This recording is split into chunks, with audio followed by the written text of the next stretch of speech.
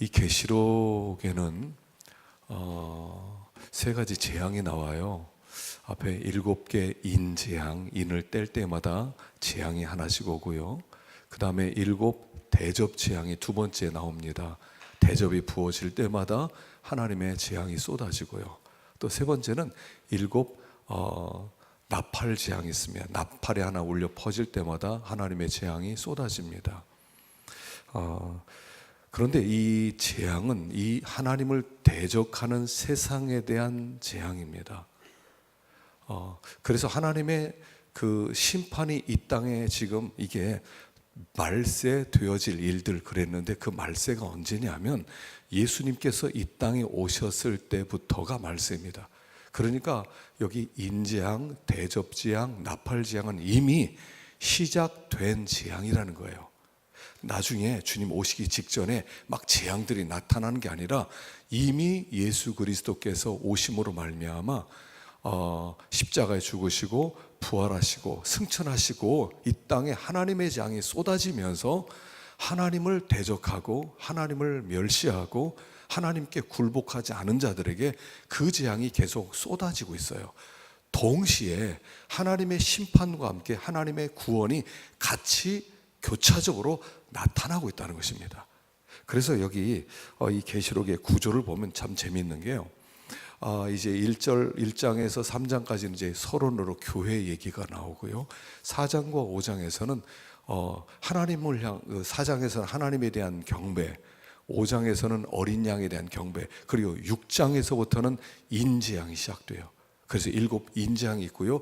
6장 끝나자마자 7장에서는 뭐가 나타나냐면 동시에 하나님의 천사들이 인 도장을 가지고 온 땅을 다니면서 사람들의 이마에 도장을 찍고 믿는 사람을 찾는 얘기가 나와요. 그 7장이 끝나면 8장과 9장에서 곧바로 대접재앙이 나타나요. 그래서 대접이 쏟아지면서 이 땅에 하나님의 재앙이 또 쏟아집니다. 그리고 10장에 들어가서는 작은 책에 대한 이야기가 있고요. 11장에서는 두 증인 얘기가 있어요. 12장에서 14장까지는 악의 삼위일체 얘기가 나와요. 그리고 14장에서는 두 종류의 심판이 나오고요. 15장, 16장에서는 또 7 나팔재앙이 나와요. 그리고 그 결과 17장에서 20장까지는 이 세상에 대한 멸망, 그리고 21장과 22장에서는 드디어 새하늘과 새 땅, 어떻게 되어 있냐면요, 재앙이 나오면서 하나님께서 이 세상에 구원을 하시고, 또 재앙이 나오고요, 하나님이 구원하는 역사가 나오고, 재앙이 나오고요, 구원하는 역사가 나오고, 그렇게 교차적으로 나온다는 거예요. 이 세상의 역사는 어떤 의미가 있냐 하면 이제부터 이걸 잘 아셔야 됩니다. 이미 하나님의 재앙이 시작되었어요. 이 세상은 어떤 세상이냐면 마치 타이타닉호의 배 지금 밑에 구멍이 뚫려서 지금 물이 들어오고 있는 침몰하는 타이타닉호 배와 같은 것이 이 세상 상태라는 거예요. 그리고 나서 하나님이 하나님을 대적하는 이 세상을 지금 심판하면서 그 속에서 하나님의 백성을 건지시는 이야기예요. 그래서 하나님이 지금 이 역사 속에서 이런 일을 하고 계셔요. 그러니까 우리가 세상을 위하여 기도합니다, 세상 잘 되게 해주십시오, 꿈도 꾸지 마세요. 이미 심판이 시작되었어요. 이 세상은 심판되었고 더 이상 이 세상은 소망 걸 데가 없어요. 세상이 어떻게 되고 잘 되겠지? 아니에요. 하나님의 심판 아래에 있는 세상, 하나님 그 속에서 하나님의 백성을 계속 건져내는 이야기, 바로 그게 요한계시록의 내용이에요. 이미 심판이 시작되었어요. 우리는 이 세상 속에서 내 백성아 거기서 나와라, 이 말씀 듣고 이 세상에 빠져들어가지 말고 그 사람들과 같이 살려고 하지 말고 그 사람들처럼 성공을 목적으로 하지 말고 하나님 나라를 바라보고 영혼을 건지는 일에 최선을 다하다 부름을 받아, 그 얘기가 계시록의 내용이에요. 그래서 그 하나님의 지금 전지전능하신 능력이, 그 주권이 온 역사 가운데 계속 나타나고 있어요. 사람들이 하나님의 능력 그러면 병든 자 고쳐주고 귀신 쫓아내고 뭐 어떤 놀라운 역사가 나타나고 그걸 능력이라고 생각하는데 그 이상이에요. 하나님의 전능한 능력은 이렇게 나타나요. 차를 타고 오는데 앞차가 천천히 가요. 어떤 때는 답답해요. 저 차 왜 이렇게 천천히 가? 그런데 하나님께서 어떤 때는 그 전능한 능력이 그에게 역사해서 너 차 천천히 가라. 한참 가는데 공사하느라고 차선이 다 막히고 한쪽 차선만 겨우 빠져나가요. 짜증이 나요. 근데 그 속에 하나님의 전능하신 주권이 역사하는 중이세요. 가로수 하나가 거기에 자리 서 있어요. 그게 하나님의 지혜로운 전능의 능력이 거기 나타나고 있는 거예요. 요새 비가 안 와요. 이 비가 안 오는 것도 하나님의 전능하신 능력이 역사해서 비가 안 오게 하시는 거예요. 병이 들었어요. 그 병이 든 것 속에 하나님의 전능하신 능력이 역사해서 내가 병이 든 거예요. 어떤 분이 새로운 대통령에 당선됐어요. 그게 하나님의 전능한 능력이 거기 가운데 있어요. 그래서 하나님은 그 모든 것을 통하여 뭘 하고 계시냐면 이 세상에 대한 심판을 하고 있고 하나님의 백성은 구원하는 일을 하는 거예요. 그래서 하나님의 그 전능한 능력이 임하지 않은 것이 아무것도 없다는 거예요. 모든 역사 속에서 삼라만상 속에서 인간이 하는 것 같지만 모든 것 속에 그 속에서 하나님의 주권이 지금 나타나서 하나님은 심판하고 계시고 하나님의 백성을 건져내고 계시는 심판과 구원의 역사를 지금 이 역사 속에서 진행 중이라는 사실이에요. 그래서 우리는 이 역사, 이 세상 속에서 우리는 한 가지 초점이에요. 하나님은 교회에 초점을 맞추고 계셔요. 교회를 구원하시는 거예요. 그래서 계시록에서는 계속 이렇게 우리에게 격려하는 거예요. 내 백성아, 조금만 참아라. 힘들지? 조금만 참아라. 너희들은 이기게 될 것이다. 그러면서 여기에서 이기는 그림들을 계속 보여주시는 거예요. 그래서 계시록을 잘못 해석하면 아주 이상하게 해석돼요. 그런데 이 계시록은요, 역사 속에서 하나님이 하고 있는 일을 지금 우리에게 보여주는 거예요. 그래서 여기에 나타난 여러 가지 단어들, 예를 들어서 24장로. 그럼 24장로가 뭐냐 하면요, 24장로가 하나님의 보좌, 어린 양의 보좌가 있는데 그 뒤에 24보좌가 앉아 있고요, 거기 장로들이 앉아 있어요. 그게 뭐예요? 우리들의 모습이에요. 그 24장로들이 하나님 앞에 엎드려서 면류관을 던지면서 우리는 이 면류관을 쓰기 합당하지 않습니다. 당신이 면류관을 쓰기 합당하십니다. 그리고 던지면서 찬양하는 노래가 있잖아요. 24장로는 구약의 12지파, 신약의 12제자들, 그래서 총 구원받은 사람들의 숫자를 24로 얘기하는 거예요. 근데 왜 24장로예요?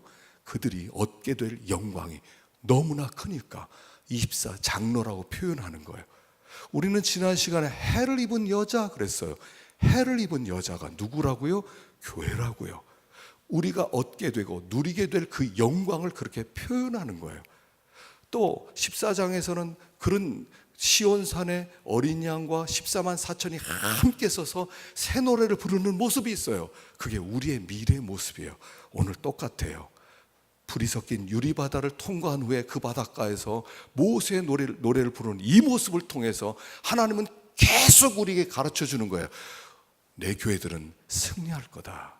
너희들은 이기게 될 것이다. 너희들의 미래의 운명은 이미 결정되어 있다. 우리 교회 잘해라. 내 백성 잘해라. 잘해라. 응원가예요.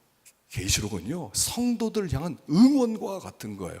우리의 미래는 결정되어 있고 우리는 승리하게 되어 있고 우리가 지금 여기에서 이 고난 가운데 있지만 우리의 미래는 이미 하나님 곁에 앉아있는 우리를 보여주면서 힘내라, 힘내라, 내 백성 잘해라 하고 우리에게 격려해 주는 모습이 바로 계시록이라는 거예요. 그래서 우리는 이 계시록을 볼 때마다 힘을 얻는 거예요. 우리는 우리 앞에 있는 이 어려움들 때문에 결코 넘어질 자들이 아니에요. 우리를 미워하는 사람들 때문에 우리는 결코 포기할 자들이 아니에요. 어떤 상황 속에서라도 하나님은 반드시 이기게 줄 거예요. 우리는 이길 자들이에요. 그래서 여기에 계속 나오는 게 이기는 자들을 얘기하는 거예요. 여기 이기는 자들, 2장과 3장에서 이기는 자에게는 이런 복을 주겠다 하는 것은 그 이긴 자들은 이런 뜻이에요. 너희들은 이길 수밖에 없는 운명을 가진 자들은 이런 뜻이에요. 우리의 운명은 이길 자들이에요. 그래서 우리는 어떤 어려움이나 어떤 문제나 어떤 상황 속에서 거기에 우리는 자포자기하게 하고 넘어질 것이 아니라 우리는 또 일어서게 될 거예요. 그래서 마침내 또 찬양하게 될 거예요. 자, 오늘 여기 3절과 4절 한번 보십시다.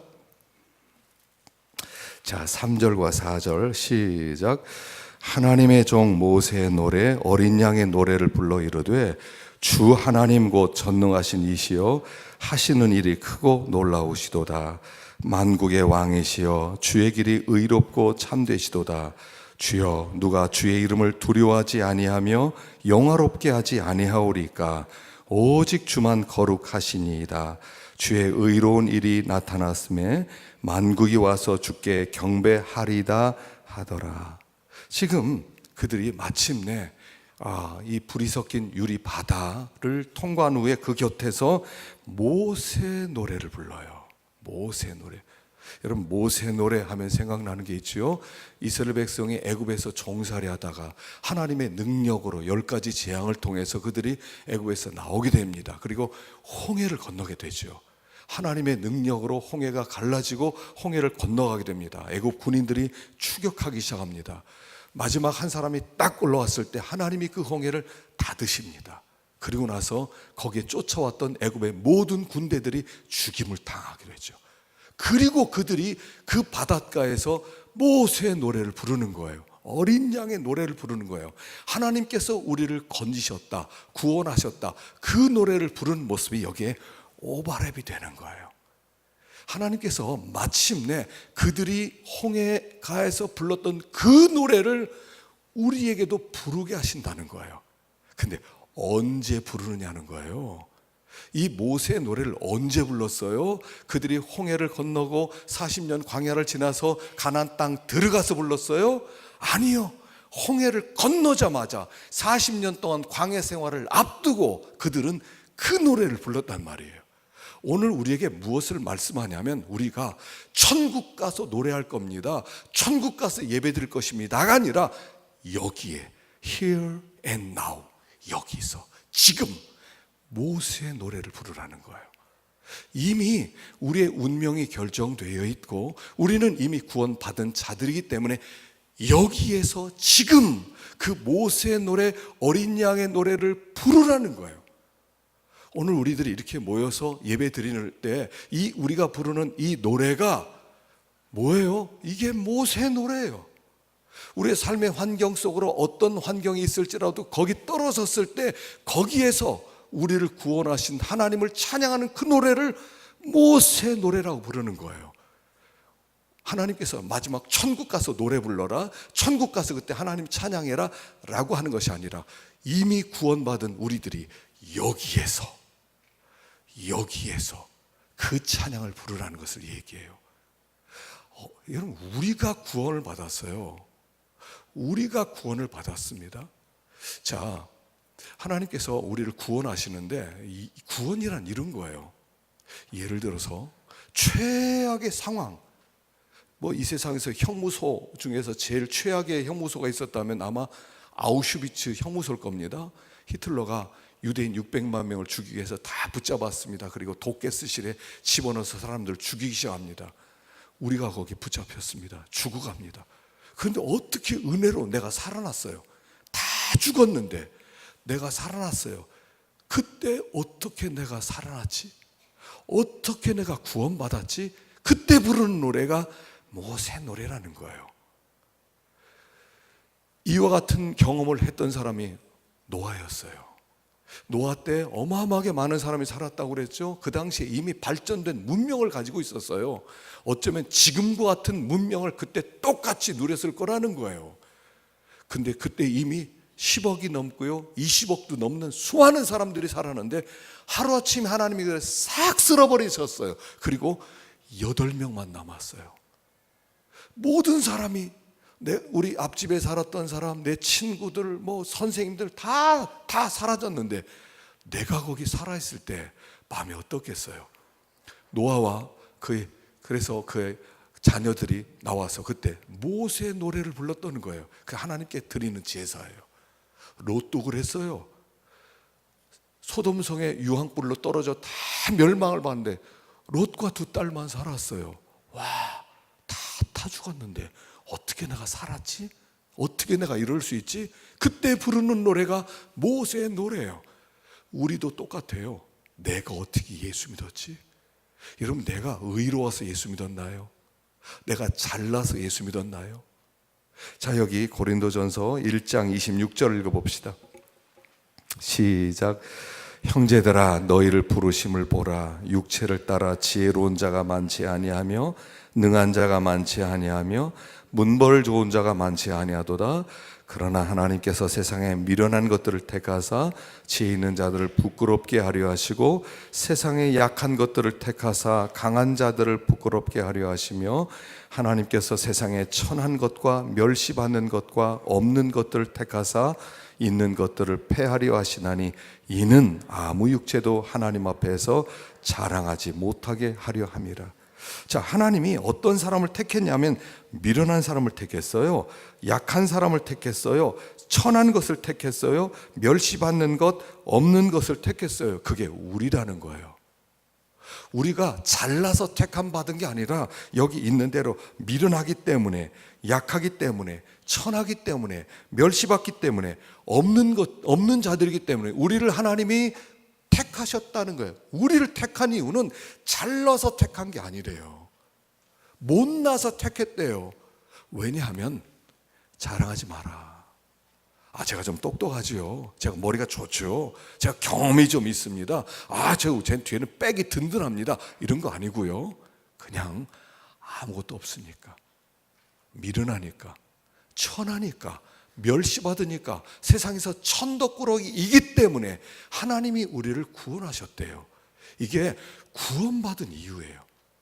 우리가 하나님의 백성이 된, 홍해를 건너서 하나님의 은혜를 입게 된 그 이유가 잘나서가 아니라는 거예요.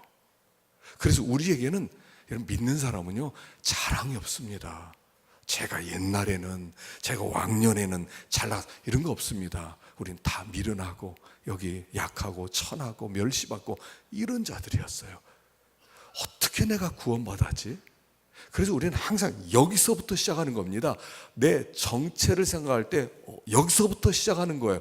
내가 하나님의 은혜를 입었다. 여기서 시작해요. 우리는 하나님이 우리에게 주신 이 은혜가 얼마나 큰 것인지를 몰라요. 왜냐하면 인간은 이 인식의 한계성을 갖고 있어요. 하나님이 우리에게 주려고 하는 것에 대한 한계성. 우리는 영원한 생명을 얻었습니다. 이거 무슨 말인지 아세요? 영원한 생명을 얻었다는 의미를 아셔요? 몰라요, 우리는. 왜냐하면 우리의 인식 속에는 영원이라는 게 없기 때문에 그래요. 그러니까 하나님이 우리에게 어마한 복을 주셨다 하더라도 우리는 그걸 다 이해를 못한단 말이에요. 그러니까 하나님께 충분히 드려야 될 그런 영광을 돌리지 못하는데, 하나님께서 우리들에게 눈을 밝혀주실 때 비로소 우리는 그것을 알게 되고 이 영광을 돌리는 거예요. 그래서 시간이 지나면서 점점 이게 새로워지는 겁니다. 내가 어떻게 이 은혜 입었지? 어떻게 내가 이런 사랑을 받았지? 그래서 우리 찬양했어요. 날로 더욱 귀하다. 날로 더욱 귀하다. 날로 더욱 귀해지는 거예요. 과거에 잘 몰랐어요. 예수를 믿으면 구원을 받는다, 하나님의 자녀 된다, 영광에 참여한다. 알았어요. 그러나 점점 더 알아질수록 날로 더 귀해지는 거예요. 아니, 이런 은혜를 입었어? 내가 이런 사람이란 말이야? 아니, 그 복이 나한테 임한 거야? 와, 이렇게 놀라운 자야? 시간이 갈수록 새로워지는 거예요. 그래서 우리는 이 노래를 부르는 거예요. 모세 노래. 그래서 이걸 가만히 읽어보잖아요. 여기 보면 다 주님을 찬양하는 겁니다. 주 하나님, 만국의 왕, 주의 이름, 주만 거룩합니다. 주의 의로운 일이 나타났습니다. 주께 경배하리다. 주님, 주님, 주님, 주님 당신이 하셨습니다. 당신의 능력이, 당신의 의로움이, 당신의 사랑이, 당신의 그 구원이 나타났습니다. 당신은 경배를 받기에 합당한 분입니다. 이 노래예요. 그리고 우리는 이 노래를 부르는 거예요. 하나님, 당신은 경배를 받기에 합당한 분입니다. 이게 모세의 노래예요. 우리들이 이렇게 모여서 예배를 드리는 이유라는 것입니다. 그런데 우리가 이 노래를 부르면서 통과해야 될 바다가 하나 있다는 거예요. 자, 보십시다. 2절 시작. 또 내가 보니 불이 섞인 유리바다 같은 것이 있고 짐승과 그의 우상과 그의 이름의 수를 이기고 벗어난 자들이 유리바닷가에 서서 하나님의 검은 고를 가지고 모세 노래를 불렀다는 거죠. 자, 여기 우리는 이미 우리의 운명은 결정돼 있어요. 우리는 하나님의 영광 가운데 이미 참여한 자들이에요. 그런데 우리는 현재 불이 섞인 유리바다를 통과하는 중이라는 거예요. 불이 섞인 유리바다예요. 자, 이걸 세 가지로 나눠서 제가 말씀을 드리겠습니다. 첫째는 유리에 초점을 하죠. 바다가 하나 있는데 유리로 만들어진, 불이 섞인 유리로 만들어진 바다래요. 그러니까 유리라고 하는 것의 특징은 뭐냐면 맑다는 거죠. 투명하다는 거죠. 순결하다는 거죠. 깨끗하다는 거죠. 우리가 하나님 나라에 들어갈 때 반드시 불이 섞인 유리바다를 통과해야 된다는 거예요. 여기 바다라는 것이요, 그 솔로몬이 세웠던 그 성전을 생각해 보면 됩니다. 솔로몬이 어떻게 성전을 세웠냐면 성전을 아주 어마어마하게 세우지 않았습니까? 7년 동안 세웠습니다. 그런데 그 성전에 들어가려면 맨 처음에 통과하기 위해서는 제단을 통과해야 돼요. 제단에서 제물을 드리는 제단을 통과하여 그걸 지나면 바다가 하나 있어요. 이 바다는 직경이 5m고 높이는 2.5m 되는 아주 큰 물두멍과 같은 거예요. 그 밑에는 소 12마리, 노수의 12마리의 소가 그걸 바치고 있고요. 그래서 거기서 제사장이 손을 씻는 거예요. 그러면 그 옆에 들어가기 전에 입구에 물두멍이 또 좌우로 5개씩 2m짜리 물두멍이 5개씩 진열되어 있고요. 그 가운데 대표의 물두멍이 바다라는 이름이었어요. 그걸 통과하면 보아스와 야긴이라는 기둥이 있고 그걸 통과해서 성전으로 들어가는 거예요.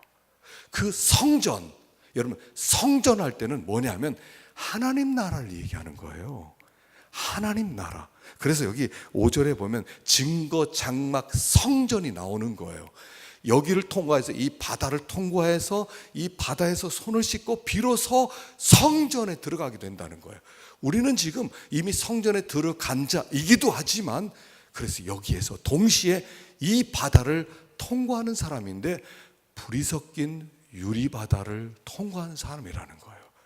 그래서 이 불이 섞인 유리바다를 통과하면서 우리를 자꾸 정결하게 씻어야 된다는 거예요. 하나님의 성전에 들어갈 때 하나님이 우리를 정결하게 만들어서 들어가게 하기 때문에 이 바다에서 우리의 죄를 다 씻는 거예요. 이 바다는 사실 무슨 바다냐면 이게 보혈의 바다예요. 이 솔로몬이 그냥 바다 한 5m짜리 하나의 풀장 같은 거 하나 만들었지만 사실 그는 이름을 바다라고 지었어요. 바다, sea, ocean, 태평양 바다. 그걸 여기다 갖다 놓을 수 없어서 상징적으로 물두멍 하나 5m짜리 만들어 놓고 이거 바다야 라고 얘기하는 거예요. 그 앞에서 모든 죄를 갚아서 다 씻고 들어가는 거예요. 그래서 그 바다는 보혈의 바다 같아요. 우리의 모든 죄를 깨끗하게 씻어주시는 보혈의 바다. 그래서 우리가 하나님 성전에 들어갈 때 우리가 먼저 우리의 죄를 하나님 앞에 자백하는 거예요. 신앙생활은 뭐냐면 죄를 자꾸 자백하는 겁니다. 우리가 우리의 죄를 발견하는 법은 아주 이렇게 쉬워요. 간단합니다. 양심의 가책이 되는 게 죄예요. 디모데전서 1장 19절 읽어봅시다. 시작. 믿음과 착한 양심을 가지라. 어떤 이들은 이 양심을 버렸고 그 믿음에 관하여는 파손하였느니라. 믿음과 양심을 같이 두었어요. 때때로 우리 마음 가운데 양심이 꺼림직할 때가 있잖아요. 양심이 알람 소리를 낼 때가 있지 않습니까? 어떤 일을 하려고 할 때, 어떤 말을 하려고 할 때 양심이 꺼릴 때가 있어요. 그게 하나님이 기뻐하지 않는다는 뜻이에요. 아주 쉬운 방법이에요.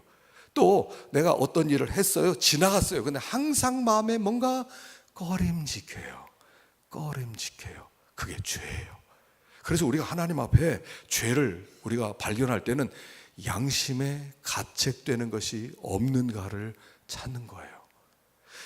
하나님께서 우리에게 믿는 사람에게는 양심을 알람으로 주셨어요. 알람. 여러분 우리나라에는 그 집집마다 이제 요새는 알람이 이제 아파트마다 있잖아요. 뭐 연기가 나고 그러면 불이 나면 그 센서가 움직이면서 그리고 나서 그 무슨 소화전 움직여서 막 비처럼 쏟아지잖아요. 제가 미국에서 공부할 때는 알람이 항상 있어요. 근데 알람에다가 배럴이 건전지를 집어넣어놔요. 그러면 한국 사람들이 이렇게 뭐 생선 굽거나 하다가 연기가 올라가면요, 저게 굉장히 큰 소리를 동네 다 울려요. 그래서 한국 사람들은 대부분 건전지를 빼놔요. 소리 날까봐 빼놔요. 그래서 연기가 나더라도 괜찮도록. 어떤 때 우리가 건전지를 빼놔요. 신앙생활하면서 건전지를 빼놔요. 양심 가책될까봐. 다 그런 거야. 그냥 다 그렇게 사는 거야. 그냥 어쩔 수 없는 거야. 그러면서 속이는 거예요. 근데 그게 죄라는 거예요. 하나님께서 그 죄를 지적하시고 하나님 성전에 들어가기 전에 손을 다 씻고라는 거예요. 그래서 우리는 신앙생활은 뭐냐면 죄를 찾아내는 게 신앙생활이에요. 죄를 찾아내는 게 신앙생활이에요. 그냥 천국만 그냥 무조건 들어가면 됩니다가 아니라 혹시 하나님 앞에 섰을 때 죄가 없을까? 하나님 앞에 섰을 때 부끄러운 게 없을까? 그걸 찾아내서 하나님 앞에 손 씻는 일이 그게 신앙생활이에요. 그래서 유리바다예요. 하나님 앞에 섰을 때 우리의 마음 깊숙한 것을 들여다보았을 때 유리알처럼 맑아야 돼요. 그랬을 때 하나님께서 우리 가운데서 칭찬 속에서 우리를 뵙게 되는 것이다. 그 바다를 통과하는 중이라는 거예요. 자, 두 번째는 이게 불이 섞였어요. 불이 섞였어요. 유리 공예하는 분들이요, 유리를 녹일 때 아주 그 불 속에다 집어넣습니다. 그러면 얼마 지나면 그 유리가 다 물처럼 돼요. 근데 물처럼 되는데 그 보통 뭐 700도에서 1000도 정도 돼야 된다고 그러더라고요. 옛날에 한번 유리 공예하는 분을 만나서 그때 갔더니 그런 얘기를 하더라고요. 700도에서 한 1000도는 돼야 된대요. 그러면요, 700도 되는 유리물은 거의 불과 같아요. 거의 불이에요. 우리가 지금 통과하는 이 바다는 그런 유리에 불이 붙어서 그냥 물처럼 된 그 바다를 통과하는 중이라는 거예요. 그래서 이 불이 섞인 유리바다란 고난의 바다라는 것을 얘기하는 거예요. 베드로 전서 1장 7절 읽어봅시다. 시작. 너희 믿음의 확실함은 불로 연단하여도 없어질 금보다 더 귀하여 예수 그리스도께서 나타나실 때에 칭찬과 영광과 존귀를 얻게 할 것이니. 이걸 새 번역에서는 좀 더 정확하게 번역을 했더라고요. 읽어봅시다. 시작. 하나님께서는 여러분의 믿음을 단련하셔서 불로 단련하지만 결국 없어지고 마는 금보다 더 귀한 것이 되게 하시며 예수 그리스도께서 나타나실 때에 여러분에게 칭찬과 영광과 존귀를 얻게 해주십니다. 자, 하나님께서 우리를 불로 연단시키세요. 고난으로 우리를 연단시키세요.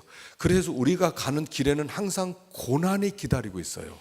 불같은 고난이 기다리고 있어요. 견딜 수 없는 고난이 우리 앞에 기다리고 있어요. 이유는 하나예요. 믿음을 단련시키기 위해서. 우리가 하나님을 믿는다 하지만요, 우리 믿음 속에 이 찌꺼기들이 많이 섞여 있단 말입니다. 그래서 하나님께서는 그 찌꺼기를 다 제거하고 순수한 믿음, 불로 연단하여도 없어질 금보다 더 귀한 믿음, 깨끗한 믿음, 그 믿음을 우리들로 하여금 꺼내기 위해서 수많은 고난을 허락하는 거예요. 수많은 고난 속에서 하나님이 하는 일은 결국 우리의 믿음을 꺼집어내는 거예요. 여러분 이제 금을 캐낸 사람들이요, 금을 캐낸 사람 노다지를 발견했다 그럴 때 그 노다지가 이런 뜻이랍니다. 돌 10톤 속에 1g의 금이 있으면 그게 노다지래요. 그러니까 그 10톤이니까 이게 100만 g이에요. 100만 g. 이 100만 g 속에 1g이 있으면 그게 노다지래요. 하나님이 우리에게 믿음을 선물로 주셨는데 이 믿음이란 아주 눈에 보이지 않을 만큼 겨자씨 안 하는 거예요. 근데 하나님은 그거만 남기고 모든 쓰레기를 다 제거하기를 원하셔요. 우리 속에는 불신에 대한 마음, 의심하는 마음, 뭐 여러 가지 그런 마음들이 있잖아요. 그걸 하나님은 다 고난을 통해서 제거하고, 그걸 제거하고 순수한 믿음 하나만 하나님은 꺼내기를 원하신다는 거예요. 우리가 믿음이 있다고 하지만 얼마나 믿음이 없습니까? 하나님, 내가 살아계신다, 난 살아있다, 난 너희를 책임진다, 난 너희와 함께 해주겠다, 너희를 붙들어 주겠다. 여러분, 얼마나 우리가 의심이 많아요. 진짜요? 진짜 나 붙들어 주실 거예요? 진짜 하나님께서 함께 해주실 거예요? 진짜 나 책임주실 거예요? 얼마나 의심이 많아요. 아무리 말씀하더라도 하나님은 안 믿어줘요. 야, 나만 믿어라. 하나님만 믿어서 어떻게 살아요? 이게 우리잖아요. 나만 믿어라 그러면 예, 믿습니다. 합니까? 우리는 불신앙이 너무나 커요. 그래서 하나님은 고난이라고 하는 것을 던져서 우리들로 하여금 더 정결한 자로 단련시키는 중이에요. 이 고난이 아니면 우리는 하나님만 믿습니다, 이 고백을 못한다는 말이에요. 그래서 하나님 고난을 통해서, 어려운 일을 통해서, 도무지 생각할 수 없는 일을 통해서, 도무지 인간적으로 감당할 수 없는 일들 속으로 우리를 밀어넣으시고, 그리고 하나님은 이렇게 말씀하는 거예요. 나만 믿어. 신앙은요, 이겁니다.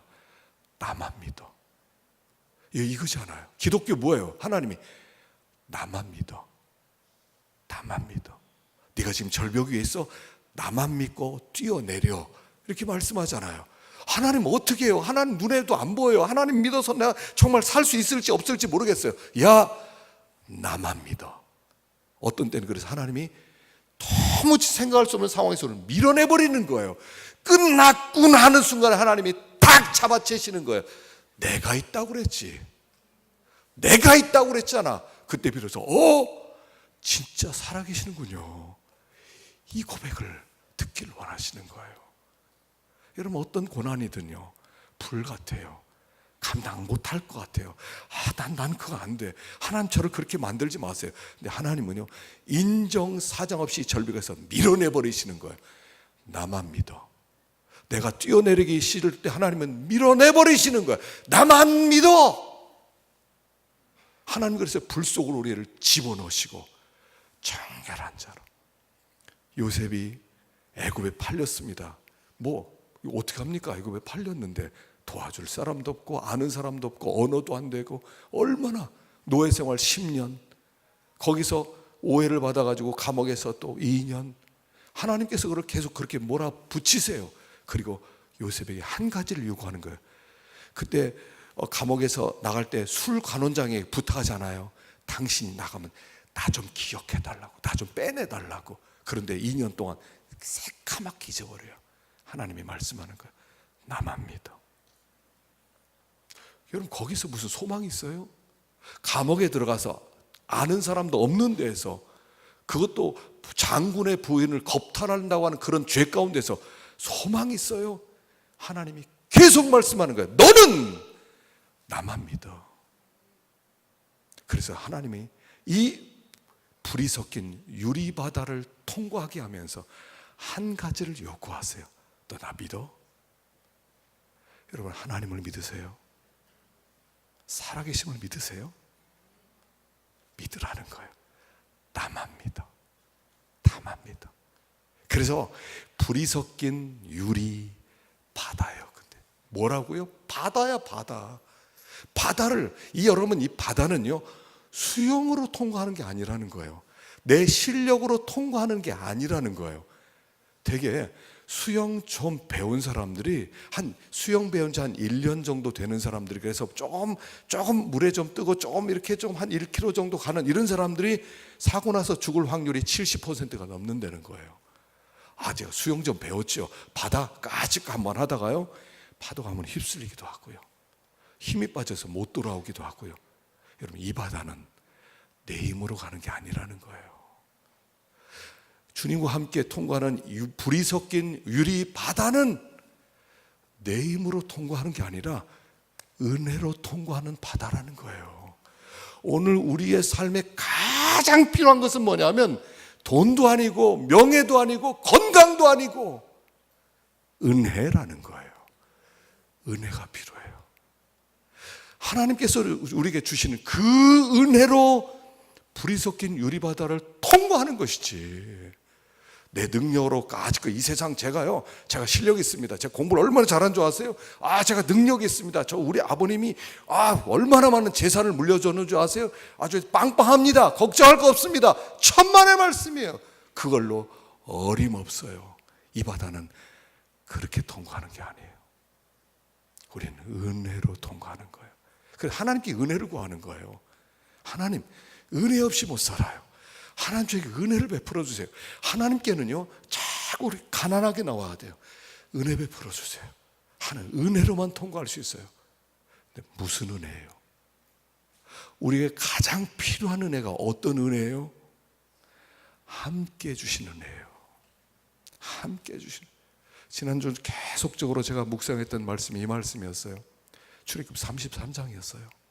거기에서 하나님께서 이스라엘 백성을 향해서 모세에게 말합니다. 모세야, 너희들 원하는 거 다 주마. 가나안 땅 들어가게 해줄게. 너희 7족속 내가 싹쓸이 해줄게. 너희들 거기서 마음껏 살아. 집 다 줄게. 과수원 다 줄게. 명예 다 줄게. 마음대로 살 수 있게 해줄게. 근데 하나, 내가 너희들과 함께 가지는 않을 거야. 너희들끼리 가. 너희들끼리 가. 너희들 원하는 거 뭐야? 돈 다 줄게. 너희들 뭐 직장 다 줄게. 집 다 줄게. 차 다 줄게. 다 줄게. 가족의 행복 다 줄게.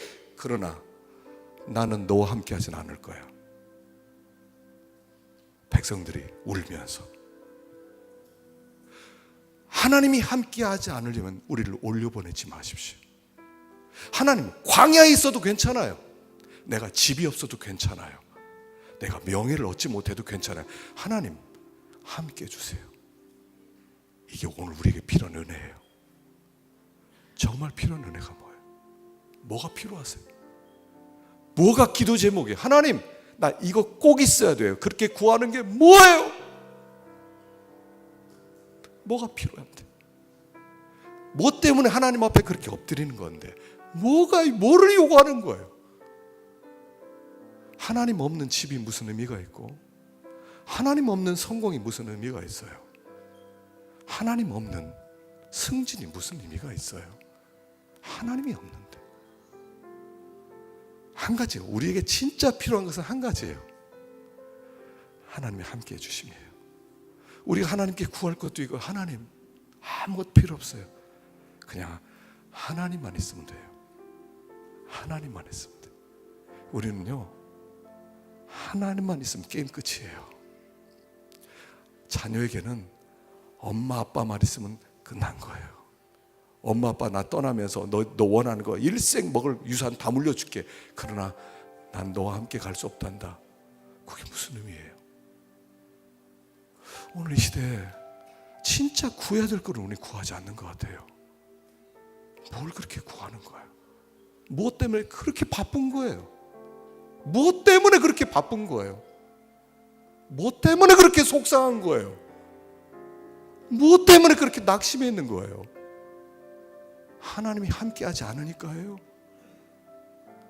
이것만 구하면 돼요. 하나님, 저 함께 해주세요. 하나님만 함께 하면 돼요. 아무것도 필요 없어요. 그 은혜가 필요해요. 그분이 불이 섞인 유리바다에 함께 동행할 때 통과할 수가 있는 거예요. 이 은혜를 구하십시다. 이 불이 섞인 유리바다 앞에 서서 우리는 두려워할 수 있어요. 와, 저기를 어떻게 통과하지? 너무 무서워. 감당할 수 있을까? 못할 것 같아. 걱정하지 마세요. 그분이 함께하면 넉넉하게 통과하고 그 곁에서 찬양하게 될 것입니다. 승리하기를 축원합니다. 기도하십시다. 이 시간에 우리 함께 결단하면서 기도하십시다. 이미 하나님의 심판과 구원이 시작된 세상입니다. 정신 똑바로 차려야 됩니다. 그러나 우리는 승리할 것입니다. 그리고 찬양하게 될 것입니다. 그러나 먼저 불이 섞인 유리바다를 통과해야 됩니다. 주님, 우리의 죄를 벗어놓아 버리게 해주시고 고난 속에서 오직 하나님만 의지하게 하시며 은혜, 우리와 함께 하시는 은혜만 구하는 우리가 되게 하여 주시옵소서. 우리 함께 이 시간에 기도하겠습니다.